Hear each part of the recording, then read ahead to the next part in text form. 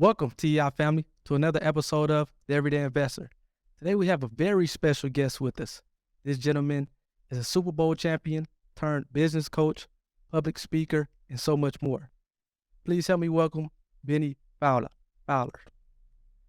What's going on, Bennie? Hey, what's good, my man? How you doing? Appreciate you, man. Good to see you. Hey, it's been a long time since the last time we got a chance to connect, man. So I'm glad you were able to give me some time today here. Yeah, no, man. Really appreciate you having me. Love what you're doing with the platform, and it's definitely good to reconnect. Oh, for sure. So I guess the whole purpose of the platform is it's just really about kind of bringing on people who have invested in themselves over the course of over the years, and just kind of to make themselves more valuable by whether that's acquiring one or more skills or whatever the case may be. I think the biggest form of investment that you can make is in yourself, and I think from football to getting an engineering degree to the law degree, and then obviously the things that you have done on a sports front, but also kind of post playing days and just kind of being able to kind of really pivot and kind of reinvent yourself, if you will. I think it's important and just very impressive, obviously. And I thought just kind of having you on and kind of telling your story and some of the things that you were able to learn early on or as you were kind of making these pivots, I think the audience will be able to kind of glean things from it and be able to hopefully take some stuff and implement it in their lives and hopefully have half of the success that you were able to have up to this point in time. Or more. Yeah, right. Exactly. Or more Exactly. success. For sure. And again, the other thing is, like, for me, everybody's story is different. And obviously, if I'm giving somebody advice, 'cause I know a lot of people come and ask me uh, about, how I see different things, but I see it from my own perspective based on my experiences. And everybody has their own different experiences. So hopefully, again, the second part of this is the more people I get a chance to kind of bring on, hopefully the audience, at least one person in the audience can identify one of those people, just kind of based on maybe where they are in their lives. And again, that's important because again, everybody's not going to identify with me. I may have some audience members that identify with you more so than me, or just another guest. And I think it's important to have a kind of a diverse group on who have lived through diverse experiences in their life. So again, get another part of the platform. So I guess, and you have a lot to talk about, so I definitely want to get started. But I guess with the post plan days, what made you go from okay, I want to be a business coach? What I guess went into that thought process? I would say, man, that really started. I would say it started during the pandemic, and yes, it's business coaching, but it's more leadership coaching. I think Yeah.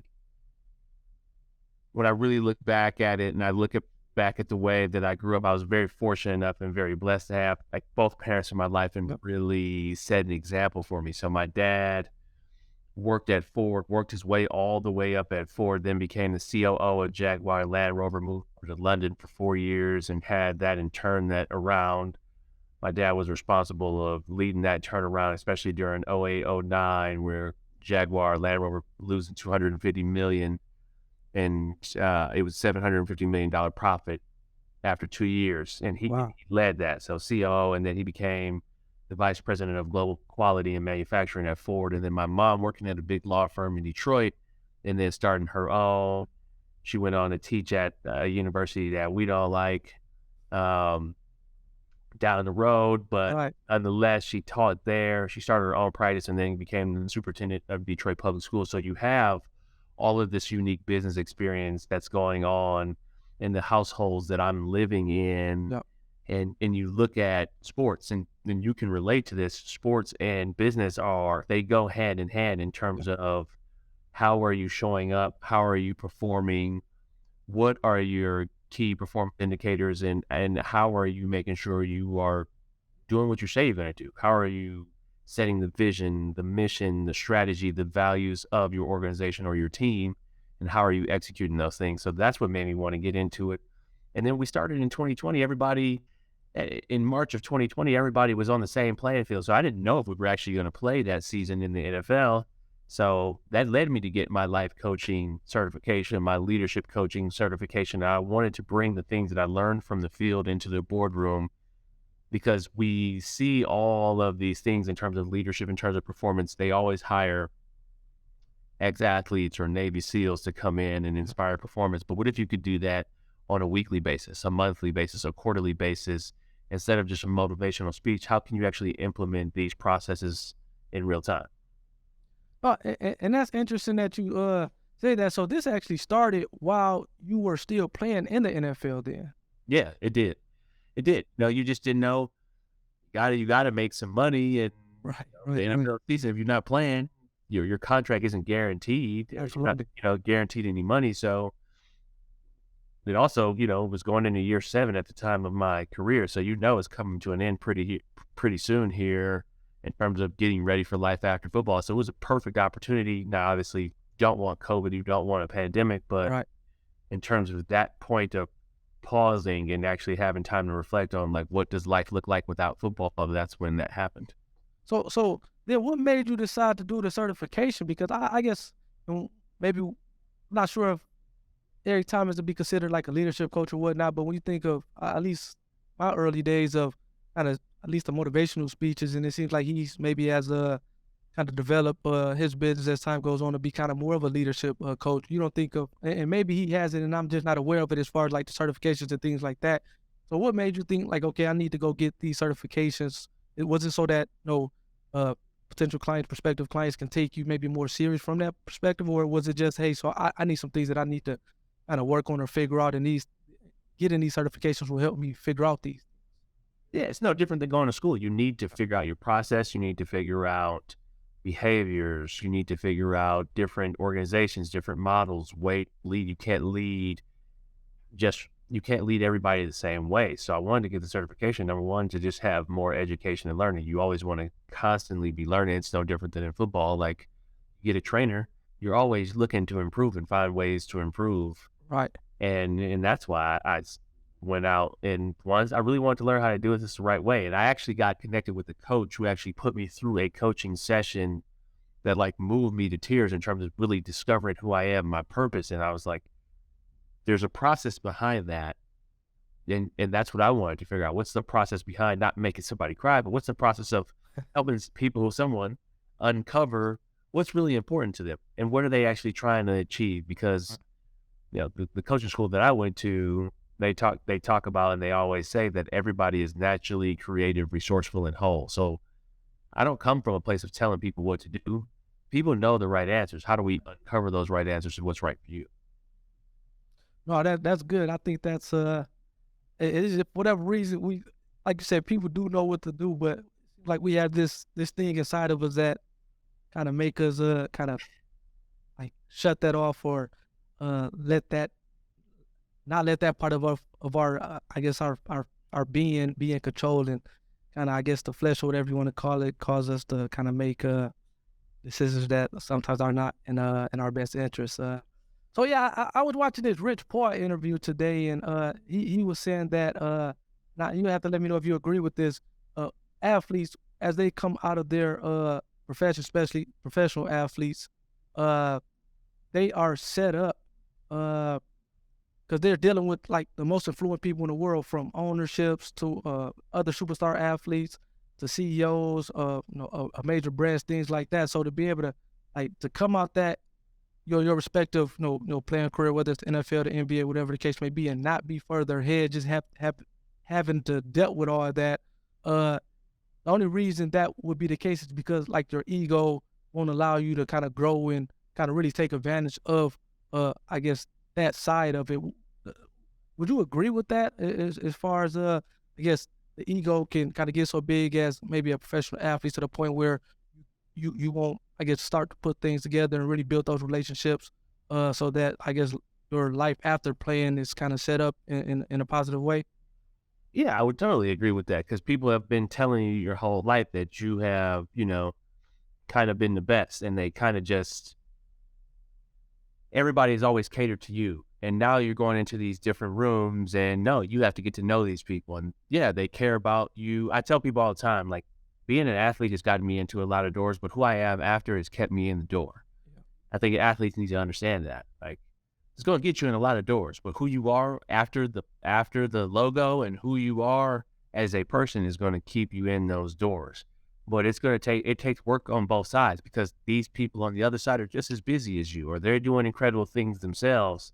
And just because you can dribble or catch a ball or whatever it may be, doesn't mean that they automatically have to respond to you. They care about you as a person, and you have to care about them as a person. If they don't show you the respect, then you don't have to, feel like you have to cow down or anything like that. But I definitely think as athletes, as you are in these rooms, even if I think about going back to Michigan State, one of the things that I wish I would have done better is engage with the alumni when I was a student athlete. Right.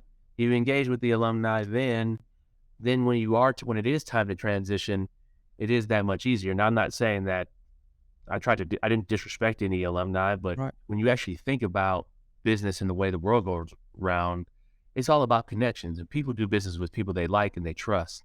And that's the most important thing. It's because you're an athlete and just because you have a name doesn't mean people have to do business with you.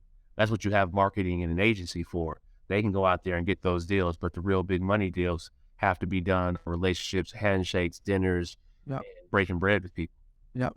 Yep. And a lot of times it seems like based on, because I tell people all the time that you are a brand. Like, we all are brands, whether you're in the NFL, whether you are, whatever the case may be, everybody, we are a brand. And people may want to do deals with you or work with you or not work with you as a result of kind of what your brand is, whether it's, what they hear from other people or their experience with you personally.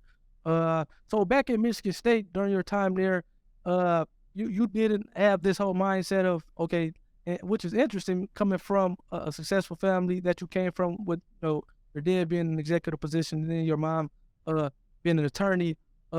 You didn't have really the mindset of, okay, I'm like network and really kind of take advantage of the relationships that may be out there, as opposed to just saying, okay, I'm gonna just kind of play football and kind of figure everything else out later. Yeah, don't get me wrong. My parents always talked to me about my education, and my mom always said, you never know who's watching, which Right. means always conduct yourself with respect, always respect people, which I always carried myself in that way, in that manner. What I would say is that the network that I had and that what I was building was my teammates, and I was spending a lot of time with my teammates, and I was focused on ball. And then, my first couple of years I was hurt. So, I'm not thinking about networking and opportunities in business. And, I was kind of, you try to, as that, at that age, you're trying to figure yourself out. Yes, a You're lot. trying to figure out where you fit on the team. You got your clique on the team. And, I tried to hang out with all different positions and people, but at the same time, I was trying to play and figure out how to be a starter, how to be a star at Michigan State. So that's what I was focused on. It wasn't necessarily just like, hey, let's go out there and build this network because it's going to lead to this. I think where I really started to understand that was when I got to the league, and then you see the way, a Peyton Manning is operating. You see a way a Drew Brees is operating. You see an Odell Beckham. You see a Demaryius Thomas. And one of my closest friends is Draymond. And, we've known each other since high school, and then you see the Brooms and that way he's operating and how he's operating. And then he talks about, the importance of relationships and relationship capital is the most important capital. And then the light bulb clicks and it's like, oh, I need to do this more. Right. No, that's important. I was watching the interview that you had recently, or maybe this had to be maybe a year or so ago. You were talking about when you as you were starting out, leadership coaching. You had the experience from just kind of your everyday life to be able to kind of turn someone's business around, but you didn't have the systems and the processes. So I guess what made you, I guess, get off into the mindset to say, okay, hey, the systems and the process, those are very important. Because I have a kind of, I'm in a real estate, and my buddy, he owns a real estate wholesale company on the single family side of things, and we've been doing this stuff for like 10 plus years, and I'm off on the commercial side of things. But initially, when I was making these calls, I'm an attorney, but I was kind of calling these prospective sellers on my own, and which was kind of taken away from the loss side of things to a certain extent. And he was like, man, you need to get part of this mastermind group because they're gonna teach you the systems and the processes so that it's gonna make your life more easier, but you're gonna be able to scale things at a at a lot faster pace. And I think a lot of people, especially maybe small business owners, they don't maybe understand the importance of having systems and processes in place as opposed to trying to do things themselves. So I guess for you, was it like an aha moment or some moment where it's like, okay, I have to figure out these systems and processes, or else I'll never kind of grow or get to the level I need to get to. Yeah, I would just say it was the chaos of like the day to day, really trying to, when you're really trying to run a business as a small business owner or a solo entrepreneur, yet you have to have your systems and processes in place. And, there was a lot of frustration, a lot of day to day admin work and things that I didn't want to do. And if you don't have your process in place, how you're going to, conduct your day, things get out of whack. You miss clients, you miss potential opportunities. And when you think about, us as football players or athletes, one of the best things that is done in an organization professionally or even in college is that they have those processes in place for you, Right. give you Yep. a schedule, is handed to you Yeah. because they want you to be at your highest and best use, your zone of genius, which is your football skill in terms of that sport. And I think that's one of the things that I've implemented here. Life after football is I have a great assistant slash chief of staff who helps me run that. I like to have my days scheduled out. I like an itinerary. I like to do those things because I've been operating at a high level like that. And, I think about my mom and my dad. That's how they operated. My dad still, when he was at Ford, had his schedule printed out, regardless of like, hey, where he has to go and what needs to be done. So those systems and processes are very important. If you're thinking about sales, it's super important. What's outbound, what's inbound, what's in the pipeline, Yep. who's a suspect, who's a prospect, who's a qualified prospect, and then it is the engagement letter signed, and then marching through that process with each potential client. I think is super important. It's like, you have to have a scoreboard or you won't know how you're doing. And, we don't play sports without a scoreboard. And Right. that's the process. And the process is the plays to get down and score points. So then can you talk a little bit about like the mentorship aspect of it? Because I think at least as I kind of matriculated through life and kind of in different business ventures or just kind of ventures in general, heck, even kind of coming to Michigan State, and I was going to major in political science pre-law until a mentor, my cousin of mine, who's a criminal defense attorney, he said, don't do political science because if you decide not to go to law school, you're going to be screwed with that a political science degree. So you said you like engineering, do math and science. I mean, you said you like math and science, do engineering. If you decide you want to go to law school, you can still go to law school. So I think for me, mentors have paid dividends in my life. Can you kind of talk about I guess the role that a mentorship has had in your life as up until this point in time? Yeah, I would start with my parents, give my parents and shout out to them and give them all the credit Mm. because to me, it started in the home with me in terms of that mentorship and my mom and my dad really setting the example in terms of hard work, discipline, family oriented, honoring their values, but going after what they wanted to go after. My parents were dreamers. They dreamed about, you know, all the things that they have accomplished. And then, so I think they really set the example. And I never forget, when I told my mom I wanted to be a professional athlete, she started waking me up every morning to run the stairs in our Really? apartment complex, because that's going to take work. Yeah, for So you sure. think about that type of mentorship, and sometimes it's the small things like, okay, if you see somebody, if you're mentoring someone or somebody sees something in you, then they actually help you accomplish that. And then I think about my dad taking us to work with him on Saturdays, as he was climbing the corporate ranks at Ford, and just how, he was working on the weekend and how he was trying to push his career forward. Like that's incredible mentorship, and taking us into the office and seeing how he conducted his meetings and just how he structured his days. I think, that's incredible mentorship. And then when I got into the college, you have the BJ Cunninghams, the Blair Whites, the Keyshawn Martins. You really learn the Mark Dales. You really learn about how they go about their work and what they're doing. And then you have, your OGs like Andre Rison come back and share stories and then you really know it's possible to become an NFL receiver. And then you get to the NFL, and then the mentorship is on a whole nother level because you're around the late great Demaryius Thomas, somebody who's first round pick and one of the best athletes and players I've ever seen. And you have an Emmanuel Sanders, a Wes Welker. Those are the first three receivers that I played with that gave me little tidbits, but they would pull you aside and, hey, you think about this. This is how you go about your day. Mentors really set the example, and you have to seek those people out. Where do you want to be? What kind of career do you want to have? And seek those people out and stay close with them, because people are always willing to help. Right. If you're willing to ask. No, and that's I think that's an interesting point. Why don't you think that more people don't just, I guess, reach out and I guess ask questions to somebody who's trying to do what they did or have done what they did on a high level? Why don't you think that happens more? Because it seems like, just from my experiences, and it seems like you have had the same experiences as far as like, people want to help out, people want to answer questions, but for whatever reason, it seems like people, people who are coming up or who need the answers, for whatever reason, maybe don't kind of reach out as much as they should. Do you have like maybe I guess a reason or opinion to that? Imposter syndrome, or people thinking, a fear-based approach. They're thinking, well, why would this person want to talk to me? Or what if they say no? Well, what if they say yes? Or what if this turned out to be one of the best conversations they've ever had?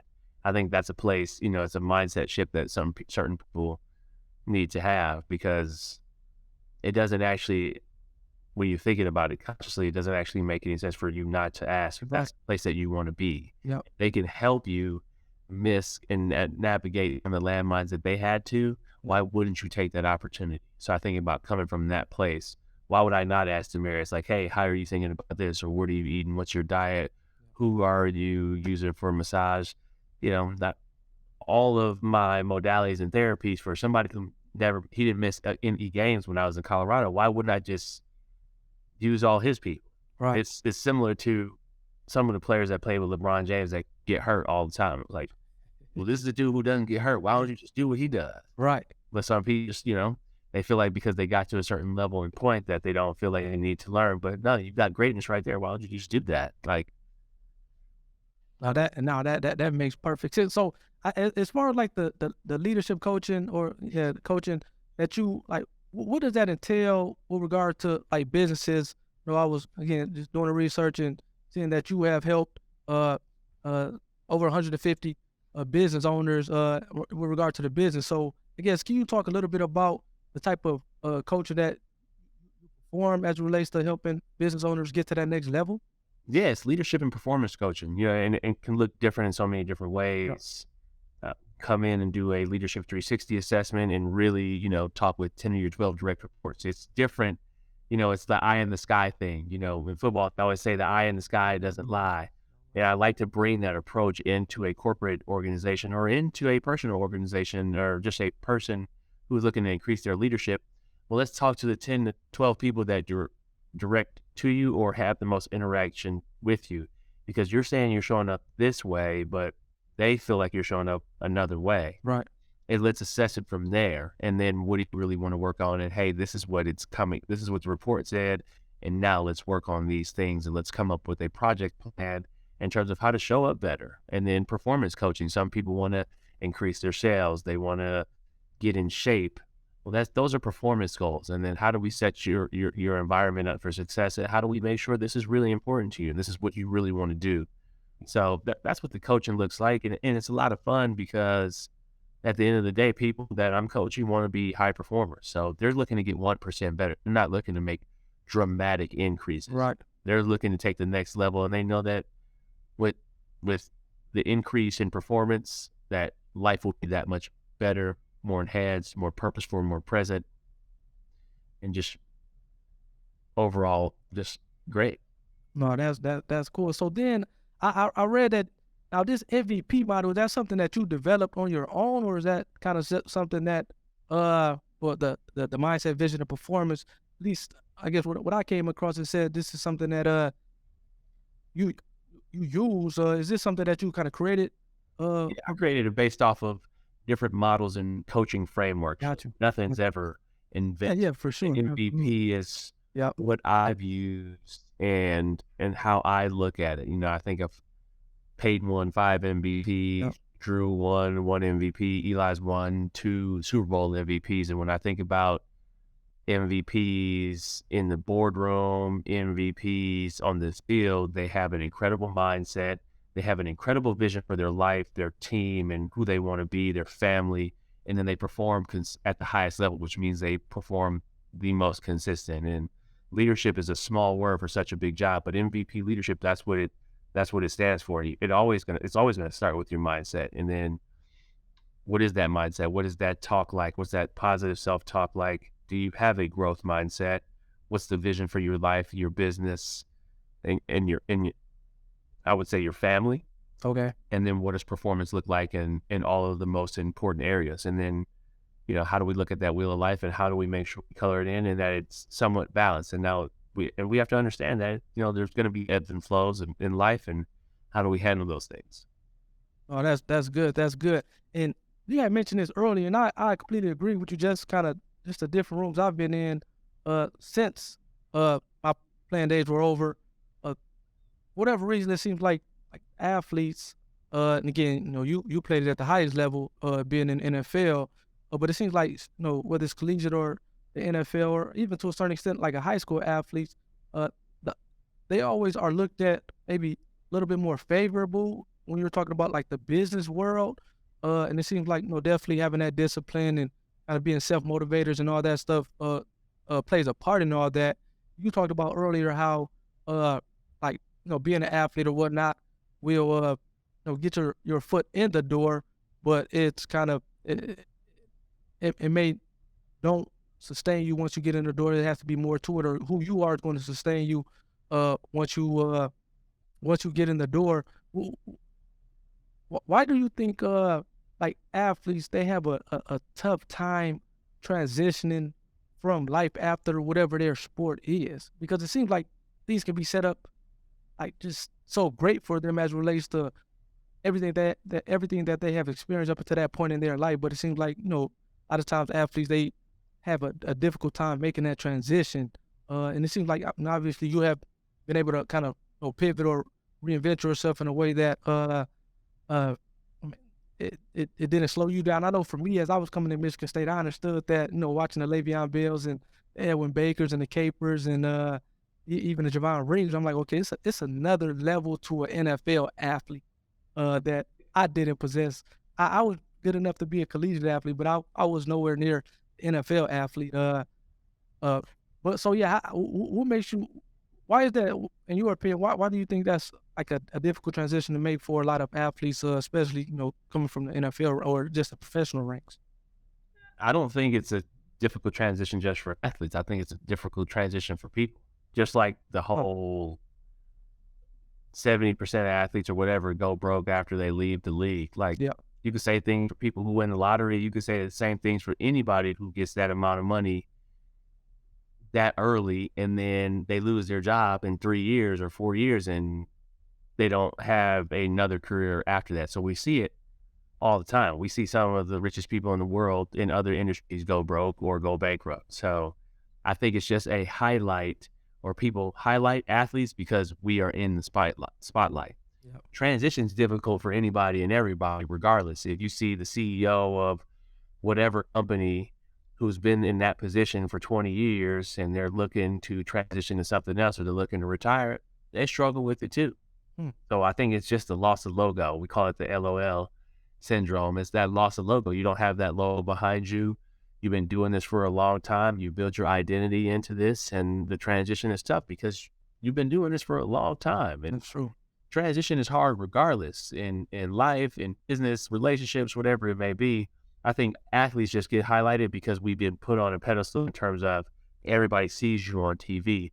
They get to see you in your life, especially in Instagram now. They get to see your life in real time. And that's what's different than from the professional world to the corporate world. They don't actually see the CEO who's struggling with a transition, or this person who just built this business and sold it for $1 billion and now they're struggling with the transition. They don't know what to do next. I think it's everybody struggles with that athletes are just at the forefront of it. And it's just a hard thing because you put your blood, sweat, and tears into something for your whole life, and now it's done. And because you were so focused, you didn't take time to actually think about what could actually possibly be next. Where I was fortunate, like I said at the beginning, is the pandemic kind of put us all on the same playing field in terms of like you didn't know if you were going to play. So what are you going to do next? Right. And I think that is one of the things where I just had that self-awareness. And then I always, give credit to my parents. My parents always said, like, football is going to come to an end one day. And they would always harp on that, like, especially in the off season. Hey, what are you doing? Progress your life further without football. So then what do you think, if it's like one thing, and obviously I'm trying to oversimplify this thing as far as one thing that, like athletes or like, this is not just a athlete thing, but just kind of people in general to help out with that transition. Obviously you have made that successful transition. Is it just to be able to kind of start thinking about what's next before you get to the, okay, I have to decide now? Or is it like, for example, if you're going to retire, say this year, you need to start thinking about the retirement plan or the next thing a couple years prior to that? Is it, in other words, what is it, something that people can do from a practical standpoint to try to help out with that? I would say really discovering your values and what's important to you. Like, why do you actually love football? What was the purpose behind it? Yeah, it's to make money. To do what? Right. What's the purpose behind the job that you have now? Yes, it's to make money, pay your bills, and live a life, but then also to do what? Like, when I think about the incredible things about the NFL and why I loved it so much is because of the experiences that it gave my family, the experiences that it gave me, and the experiences that I could give to others. I would always, my entire NFL career, and shout out to Ray Jackson, who was the head of player development when I played for the Broncos. And he said he told me early on as a rookie, before every game, find 2 kids in the stands and go give them 2 footballs. You never know how you could touch somebody's life. And then that becomes a part of your purpose and why you're actually playing the game. Because if you think about wanting to get to the pros, yeah, you see it on TV, but when you have your first professional experience or a football player says something to you or you meet one of these incredible athletes, then you know it's possible. Peyton and I became teammates in 2014, but I met Peyton in early 2005. Really? And all he did was shake my hand. Now, he didn't thought I was going to be a professional athlete, but that was the thing that did it in my subconscious mind. Like, oh, no, I'm going to be a professional athlete. Yeah, So that's true. when you think about work, job, transition, and you think about practical steps, like, why are you actually doing what you're doing? Yeah. Because you can go, there's opportunity everywhere. Right. And I think if you find out those values and what's actually important, how you can actually live those things out, the transition will be a little bit easier. It's going to be hard because you've been doing it for a long time. And I think people should always understand that life is hard and transition is hard, regardless of where it comes in life. I got you. I like that. No, and you're absolutely right with that. Again, back when I was doing an intern at Ford, this had to be 10 plus years ago. I was doing an engineer intern, and it was a guy who's I've told this story before, but he was in the house at Ford at the headquarters, I think in Dearborn, and he was an attorney. He was we just had a lot of similarities. If I'm 33, this guy has to be like maybe mid to late 50s, and this is today. I don't know, this 10 years ago when I initially met him, and but we had a lot of like similarities.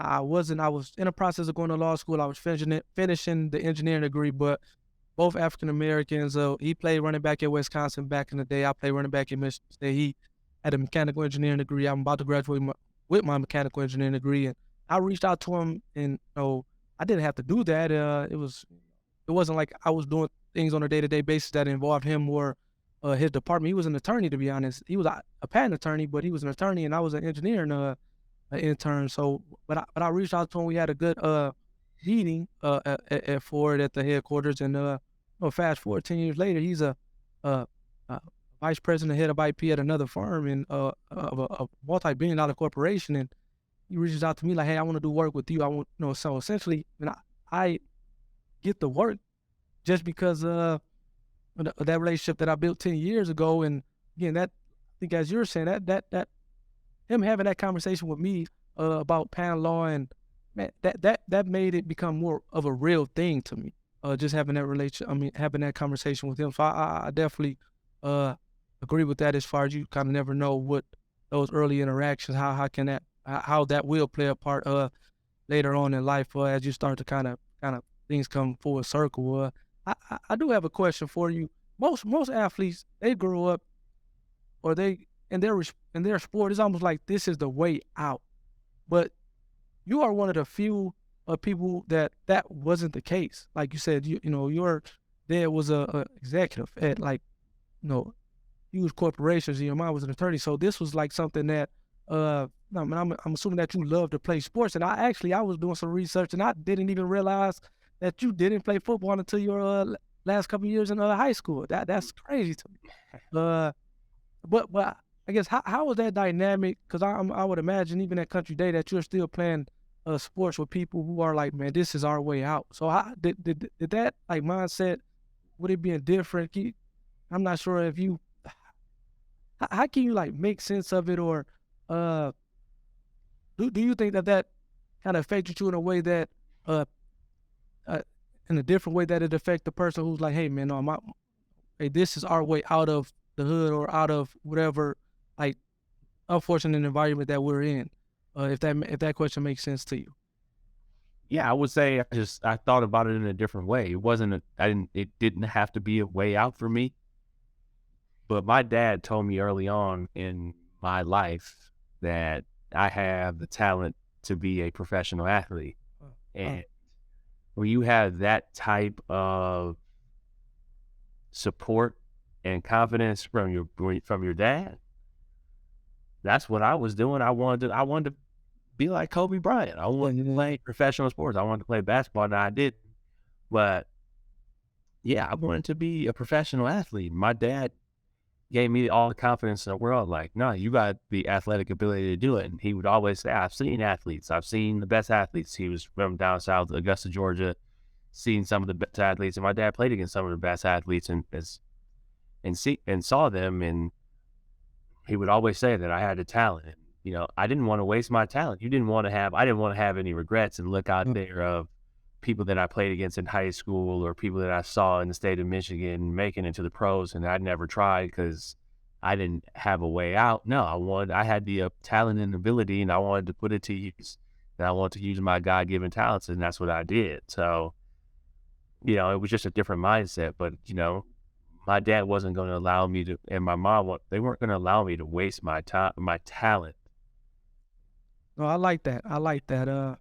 Now that so what made you I guess start playing football then I guess with the earlier what made you start playing football your junior I year played after a couple of years. I played a couple of years. I played 2 years of Little League for the Southfield Falcons, and I completely stopped because I was always running track in the summer, never wanted to go to training camp, and I didn't like getting hit.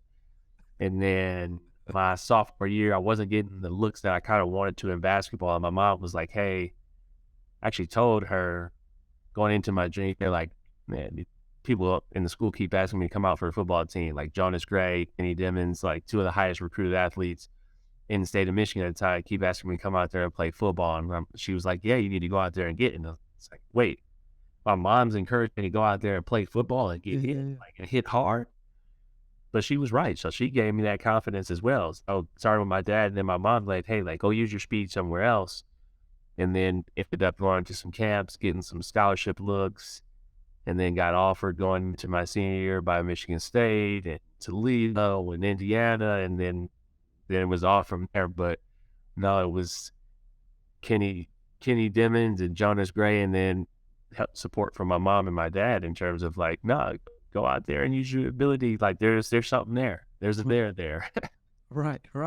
So then at Michigan State you get there and did you have any expectations obviously and I was did you get a chance to play with Ashton Henderson a year at Michigan State? I got hand out by a year. Maybe it was my Okay. freshman year. Okay. I was interviewing him, man. I mean, he's doing a lot of great things, amazing things at Deputy AD up at Michigan State. He's going to be the head man in charge of some university here soon as an athletic director. So he's the real deal. And I was interviewing him it had to be like a month or so ago, and he was saying how I think he had maybe a good like sophomore year or something like that, and he was like, "Oh yeah, I'm going to the NFL." And he, obviously he played cornerback. Going into Michigan State, did you have expectations like, okay, I'm going to play, and then it's off and running there in terms of being a professional athlete, or was it like, hey, we're just going to come here and we're going to just give it everything we have, and we'll see how things shake out from there. Because obviously you had the injuries and things like that that you had to deal with the first couple of years, and but did you always have the expectations of, hey, I'm a ball out, and then we gonna make this NFL thing a reality? Not well, when I first went to Michigan State, I was definitely thinking, no, I'm coming here, I'm gonna start as a freshman. I'm playing 3 years and then I'm out. That's And how, then when I get there, life hits you and yeah.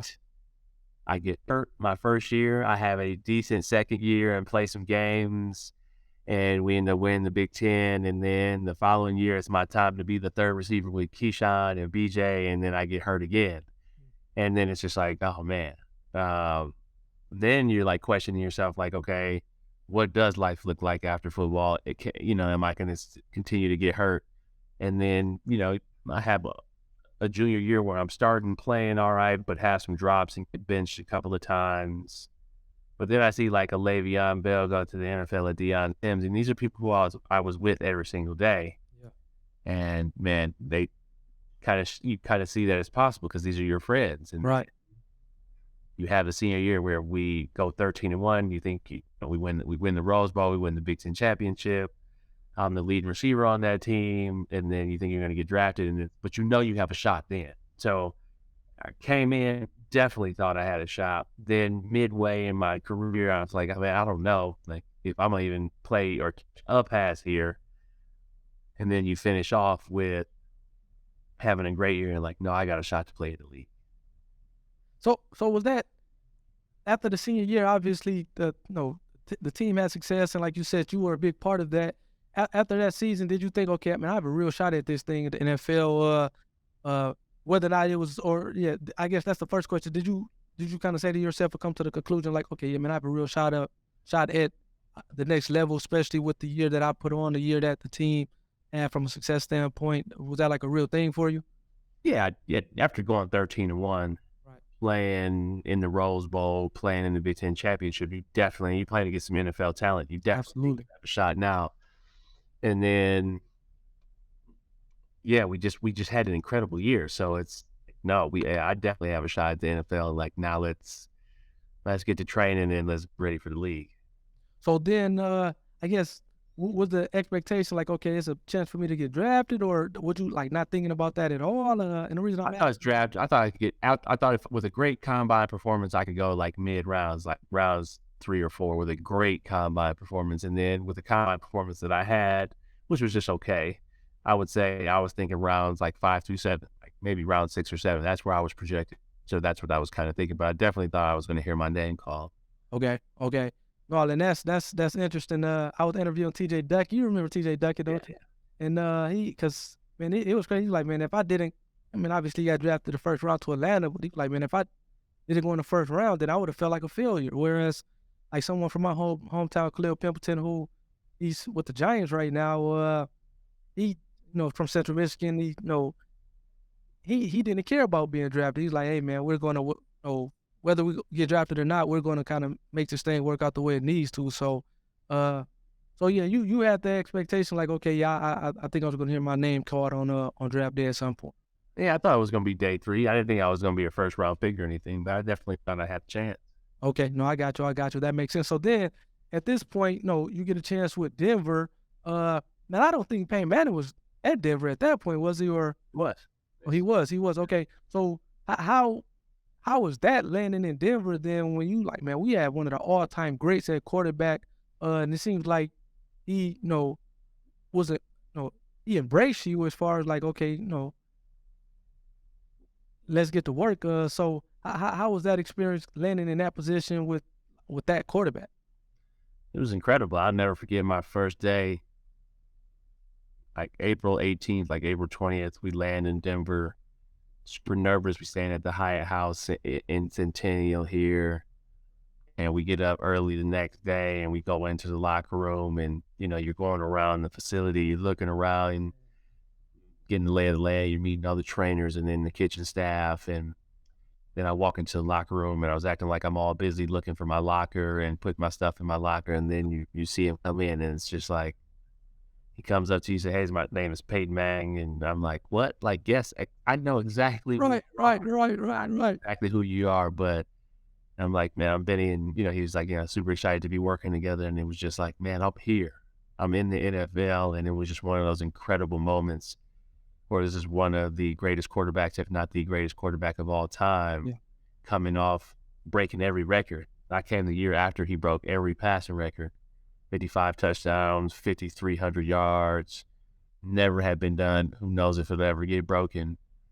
But, I was coming into the season that year, and they were just coming off of getting beaten in the Super Bowl. And it was Right. just like, wow, like this is the locker room I'm in. And it's one of those moments where your life flips a switch and you know that you belong, but then it's also just like, wow, this is everything you dreamed of. Right. So then you're talking about a full circle moment. Then how does it feel? Because I think you caught what his last pass. Mhm. Like, and then we're talking about winning the Super Bowl and like how man, that had to be a surreal moment to to to be in those type graces. And I'm not sure if you guys like still communicate at different times to this day, but like how does it feel to, I guess, have ended things in Denver the way they did in that fashion with catching Peyton Manning's last pass and that being that coming along with a Super Bowl victory. It just goes to show that hard work pays off. And if you stay, I hate to say things like this, but staying consistent, like Yeah. working hard and not forgetting your dream. Like, there are plenty of times at Michigan State where I could have just easily given up and be like, man, football's not for me. Or I'm getting hurt, or I'm getting benched, or I'm not catching the ball well, I'm not playing well. And then to have a moment like that, where you make it to the league, you in your second year, you playing in the Super Bowl, and one of the best quarterbacks of all time and who had every record at the time, throws you his last pass in his last game is just, one of the most incredible things of, like, you never notice that God is rooting for you. So man, and, so and this is a question that like at what point is it okay? Hard work, being consistent, and then because sometimes and this may not be just for sports in general, but this from business or whatever the case may be, when it's like okay, how do you kind of reconcile? Okay, we have kind of did all we can with this, and it's time to move on, as opposed to no, we just got to keep going, and we're gonna get our break at some point. So I guess how can you reconcile that? Because I know, sometimes whether it's somebody in business or whatever the case may be, is okay. Do we kind of close shop and kind of pivot and do something different, or do we kind of keep going and because that can be a fine line between kind of both of those options. And it seems like obviously there's always consistency and hard work when it works out that way, but when it doesn't, then uh obviously it's, I mean, you should have pivoted sooner or something like that. So I guess how do you how can you or do you reconcile that or uh, There's no substitute for experience. I think that's all like just BS. Like, oh, you should have done it then, or you should have done it like this. Like, I don't think any of that matters. When the door closes, it closes, and then the next one is going to open for you. I got you. And I think that's how my pro career went. Like, the last door that opened was the San Francisco 49ers door. No more doors in 2021. No more doors opened after that. All right, that chapter is closed now. Now it's time to move on. And what skills did I gain and learn, and what relationships and contacts can I lean on? But you'll know when it's time to pivot and listen to your intuition, listen to your gut. All right. Okay. No, I like that. I like that. Yeah, because no, I actually like that. I really do like that. So then I know I want to be respectful of your time here. I know we're almost coming up on an hour here. But the one last thing I do want to talk about is the book, In Silver Spoon, The Imperfect Guide to Success. At what point did you decide, okay, I'm gonna write a book, and what was the reasoning behind it?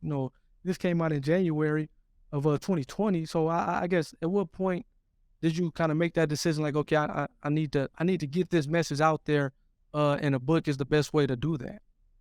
Yeah, I always loved personal development books, self-development books in terms of the Told us Ferrari, Think and Grow Rich, Yeah.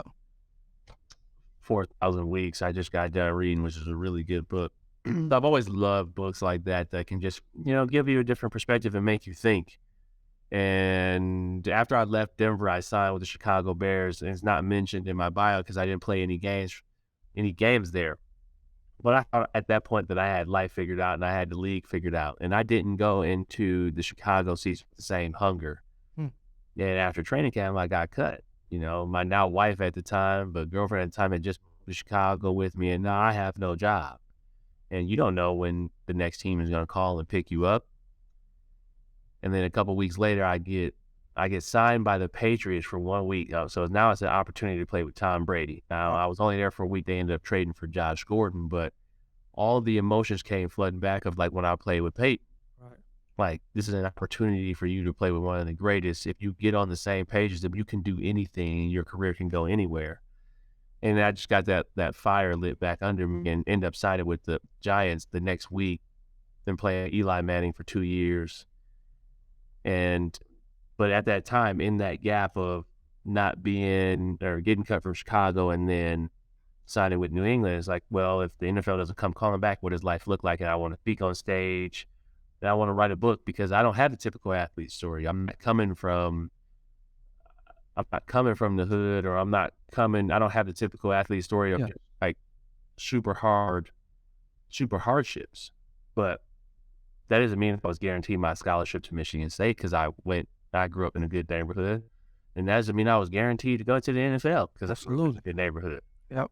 So I wanted to share that story of like the principles of success, but then also the friends like I have of the Darquez Denards, the Draymond Greens, and especially my brother who had so many trials in terms of he had 6 knee surgeries before he graduated high school, and he still made it to play professionally overseas basketball. 4-time captain at Central Michigan, broke the assist record. But how do you handle how do you handle adversity? How do you handle success? I wanted to share those stories, and also the story at the chapter for kids in there and other people, especially kids in high school. You don't have to be an athlete to be a multi-millionaire, billionaire. Like most of the people that I know, the richest people that I know are athletes. So Right. I wanted to share that story in terms of the educational piece and getting their education. So that's where it came from. Okay. No, I got that. Well, I mean, I obviously, the adversity, I think you're definitely more than qualified, a lot of different ways, based on the adversity that you have, been met with and, overcame over the years. I guess the last question I would have, is more so for the audience. What's the biggest advice, for the young people, I guess, to take with them going forward, or what is it any advice that you would be able to offer them up as it relates to, kind of just based on your experiences that you can take, that they can take with them going forward, or what would be the biggest, advice that you think, important for them to take going forward? I would say that there's two things that stick out. The biggest room in the world is room for improvement. That's number one. And number two, Jamal Crawford told me this a couple years ago at a Nuggets game. I forgot who he was playing with, but he was like, you got to go through it to get to it. If you want something incredible, you're going to have to go through good times, bad times, but nothing in life worth having is going to come easy. You got to go through it to get to it. So, No shortcuts. nah. I like that. Well, I think that's, it's a good way to, end it. Benny, hey, I appreciate you again, my brother, my Spartan dog, Yes, sir. taking the time out to, give us a little bit of your time and, kind of, talk through your experiences and, the fire that you have, come out the other side on. And, I hope to have you back here, at some point. Appreciate you, my man. All right, take care.